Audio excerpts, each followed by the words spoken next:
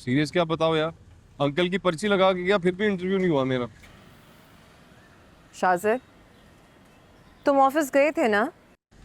पता था, मुझे पता था कि तुम यही कहोगे, इसलिए तस्वीर भेजी है मैंने तुम्हें। देख लो, अपने अब्बा को भी दिखाना, क्योंकि यकीनन वो मेरे अब्बा को यही कहेंगे कि मैं ही नहीं गया नौकरी के लिए।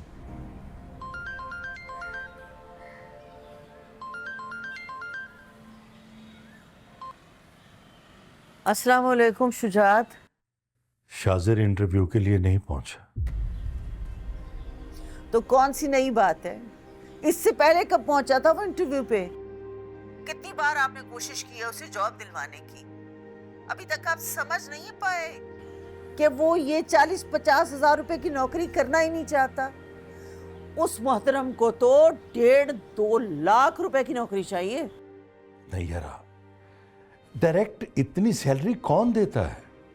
पहले कहीं नौकरी करे, मेहनत करे, लगन से काम करे, फिर तरक्की होगी ना। 2 लाख भी मिल जाएंगे। ये बात तो उसे हसन भाई न समझा पाए आज तक, हम कैसे समझा सकते हैं? उसे तो आपका भी एहतराम नहीं। कम से कम अपने होने वाले ससुर का भरम ही रख लेता वो। मेरी बात माने, उसकी फिक्रें करना छोड़ दें अब आप। क्या कह रही हो? उसकी फिक्र करना छोड़ दो? अरे कैसे छोड़ दूं? कल को बेटी उसके निकाह में देनी है। अगर नौकरी नहीं करेगा तो हमारी बेटी को खुश कैसे रखेगा? 2 साल हो गए मंगनी। हाँ तो खत्म कर देना मंगनी, कौन सी कयामत आ जाएगी? हीरे जैसी बच्ची है हमारी, एक से एक अच्छा रिश्ता मिल जाएगा उसे। पता है उस दिन एक शादी में सईदा बाजी के ससुराल वालों में से किसी को समीन पसंद आ गई थी। खाते पीते लोग थे, अपना कारोबार था। इतना दिल दुखा मेरा उनको मना करते हुए, मैं आपको बता नहीं सकती। नहीं यारा, समझने की कोशिश करो। हसन भाई और भाभी ने बहुत चाह से समीन को मांगा था। हाँ तो क्या उनकी चाह की खातिर अपनी बच्ची की खुशियों का गला घोंट दें? अल्लाह मालिक, तुम दिल छोटा मत करो। इस देर में खैर होगी। बस दुआ करो कि जल्द से जल्द शाजिर को उसकी मर्जी की नौकरी मिल जाए। अल्लाह करे जैसा आप कह रहे हैं वैसा ही हो। अल्लाह हाफिज।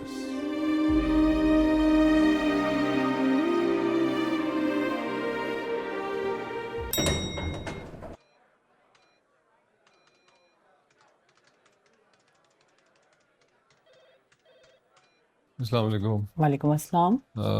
शाजिर Hasan, care of Shujaat Hussain, interview के लिए आया हूँ। ये लीजिए। Thank you. ये तो 21 नंबर है। जी मैंने भी आपको बताया कि केयर ऑफ शुजात हुसैन। बेटे, केयर ऑफ शुजात हुसैन की वजह से ये नंबर मिला, वरना 10 बजे के बाद जो भी कैंडिडेट आ रहा है उसका इंटरव्यू कैंसिल करने का ऑर्डर है हमें।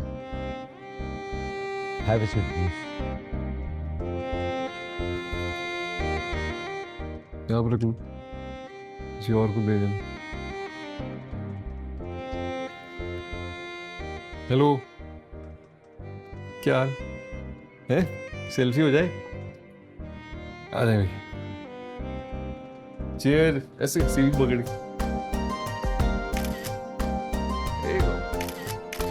ठीक हो गया। Good luck. कैसा रहा इंटरव्यू? फर्स्ट क्लास, मिल गई नौकरी। सीईओ जो इंटरव्यू ले रहा था ना मेरा, उसने कुर्सी छोड़ दी अपनी। बोलता भाई कहाँ थे आज तक, मेरी कुर्सी पे आके बैठ जाओ। बड़ी सी गाड़ी दे रहे हैं, 5 लाख तनख्वाह, एकोमोडेशन वगैरह सब मुफ्त, फ्यूल भी दे रहे हैं साथ। मजाक नहीं करो, सीरियस पूछ रही हूँ, बताओ ना कैसा रहा? सीरियस क्या बताओ यार, अंकल की पर्ची लगा के गया फिर भी इंटरव्यू नहीं हुआ मेरा। शाजिर, तुम ऑफिस गए थे ना? पता था, मुझे पता था कि तुम यही कहोगे, इसलिए तस्वीर भेजी है मैंने तुम्हें। देख लो, अपने अब्बा को भी दिखाना, क्योंकि यकीनन वो मेरे अब्बा को यही कहेंगे कि मैं ही नहीं गया नौकरी के लिए। आई नो बाबा, ट्रस्ट है, लेकिन इंटरव्यू क्यों नहीं हुआ ये पूछ रही हूँ, ये तो बताओ। और तुमने मुझे ये क्यों नहीं बताया कि वैकेंसी निकली हुई थी अब्बा के दफ्तर में? मुझे लगा खास तौर पे सिर्फ मेरी बात की है उन्होंने। तो इससे क्या फर्क पड़ता है, जॉब तो आपको काबिलियत पे ही मिलनी है। 6 दर्जन लड़के लड़के आए थे नौकरी के लिए, मेरा चांस बनता उनमें। शाजिर, तुम इंटरव्यू दिए बिना ही आ गए? जाहिर है, वहां बैठ के वक्त जाया थोड़ी करता अपना। तो घर आके कौन सा ऐसा अहम काम कर लिया? तंज कर रही हो मुझ पे? क्या फर्क पड़ता है शाजिर मेरे तंज करने से? हसन अंकल और अब्बा को भी तुम यही बोलोगे। Of course, I never lie. Shajir जाहिर सी बात है, वो कंपनी है, वहाँ पे वैकेंसीज खाली होती हैं तो हजार ख्वाहिशमंद लोग वहाँ पे इंटरव्यू के लिए जाते हैं और इंटरव्यू के बिना जॉब नहीं मिलती यार।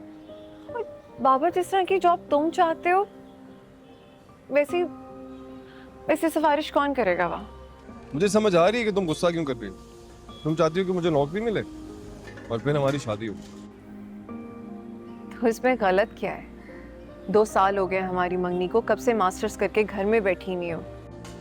और तुम्हारी शादी होगी उसके बाद ही तुम्हारी छोटी बहनों की बारी आई, है ना? शाजिर तुम्हें सब पता है तो क्यों ये सवाल कर रहे हो? जिंदगी में शादी सब कुछ होती है क्या? तुम्हें नहीं करनी ना शादी अभी? मेरा बस चले तो तुम्हें अभी दुल्हन बना के घर ले। क्या मजा आएगा तुम 3 कमरों के छोटे से घर से उठ के 4 कमरों के घर में आ जाओ। वहां भी नाश्ता बनाती हूँ, यहाँ भी नाश्ता बनाना पड़ेगा। वहां महीने के एंड में हिसाब लगाना और यहाँ सौदा लेते हुए गिन गिन के नोट देना। क्या फायदा है इसी शादी का? सब किसी महीने अगर बिजली का बिल ज्यादा आ जाए तो एक दूसरे की शक्ल देखना। जिस महीने किसी की शादी की दावत हो या बर्थडे हो उस महीने ये डर लगा रहता है कि कहीं महीने के आखिर में उधार ना लेना पड़े। मैं तुम्हें ऐसी जिंदगी नहीं देना चाहता सर। मैं चाहता हूं कि तुम्हारी बारात ऐसी हो कि लोग अपने पड़पोतों को किस्से सुनाएं। 5 लाख का सिर्फ लहंगा हो, डिजाइनर वेयर, और कमरा ऐसा हो हमारा। शाजिर मैंने ऐसे ख्वाब कभी नहीं देखे। लेकिन मैं रोज देखता हूँ ऐसे। ऐसे तो हमारी शादी फिर कभी नहीं हो पाएगी। नहीं होगी, जरूर होगी। मुझे बस थोड़ा वक्त चाहिए। भरोसा नहीं है क्या मुझ पर? शाजिर तुम पे यकीन है पर मेरी एक बात मानोगे? अपने घर वालों से कहो कि अभी शादी नहीं कर सकती तुम। तुम्हें नौकरी करनी है, अपने बाप का हाथ बटाना। इससे मुझे थोड़ा वक्त मिल जाएगा समझ। ये दोनों अबूज ने जो नौकरी और शादी की तलवार लटकाई हुई है ना मेरे सर पे, इससे छुटकारा मिल जाए। ख्यालों में है तू, ख्यालों में है तू, इतना तो कर सकती हो ना मेरी मोहब्बत की। ख्यालों में है तू, किसी की नहीं दिल में अब जगह मैं तुमसे बाद में बात करती हूँ। है बचा।